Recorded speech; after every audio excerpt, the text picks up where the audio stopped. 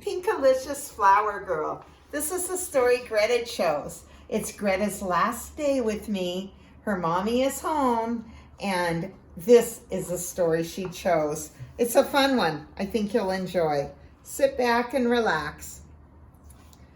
Mommy was on the phone, and I saw her smile, and she said something about a flower girl. I wondered to myself, what is a flower girl? My mind filled with pinkatastic visions of girls, flower girls.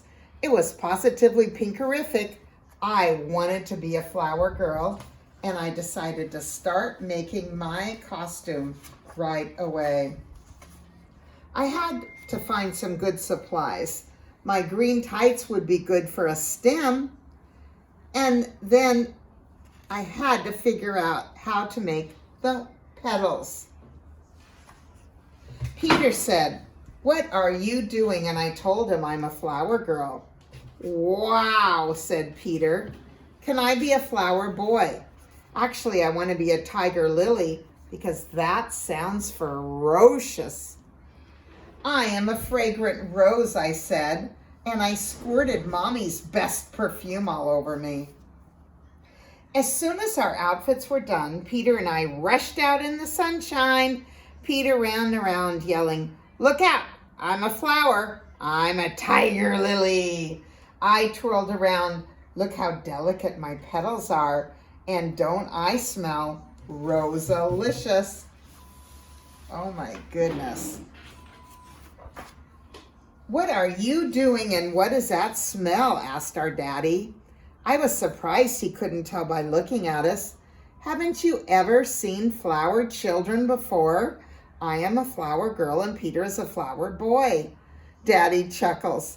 "Well, Mommy's going to tell you later, but flower girls don't smell or look like flowers.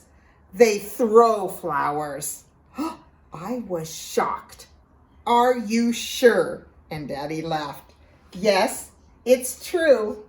Flower girls really throw flowers." You've been a flower girl, haven't you, Greta? And I did have the flower on me. They weren't on your head at all. No. Peter and I were stunned. Now, why would flower girls throw flowers? Peter shrugged and then started picking flowers and tossing them all over the lawn. I was completely confused. People throw flowers? They can throw balls and horseshoes or maybe even throw a tantrum. But why would anyone ever throw a flower? That does not make sense. And then it came to me. Maybe Daddy meant flower, F-L-O-U-R, not flowers, F-L-O-W-E-R, like flour like you use for cooking. "I don't get it," said Peter. I shrugged and said, "Neither do I." What are they getting off the top of the refrigerator there? I don't know. Sacks of flour. Oh my, like you use for cooking. Throwing flour did not make any more sense than throwing flowers, but it sure was fun. In fact, we got flour everywhere. It looked like we might have a white kitchen. Peter laughed. "This is like having a snowball fight, but we don't get cold." When Mommy walked into the kitchen, we both froze.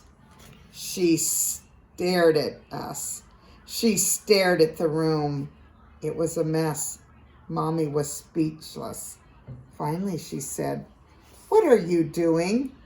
When I told her, Mommy laughed so hard her face turned pink. And then she explained what a flower girl is and told me I was going to be one very soon.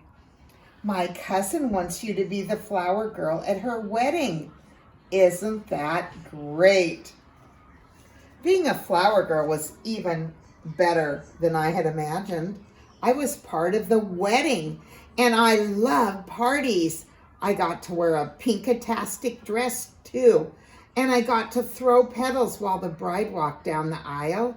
Well, Peter got to be a ring bearer, which has nothing to do with bears. It means he got to carry the wedding rings. But the very best part was the cake. Flower power forever. And that is the end. Greta, can you tell us about when you were a flower girl? Who got married? Annabelle. And who did she marry? Josiah. And is Annabelle your sister? Yeah. Yeah. And was she a pretty bride? It was like you got married too. And who else was the flower girl with you? Gloria. Gloria. And you both threw the flowers, didn't you? Let's tell everybody bye. Bye. Bye-bye. I love you.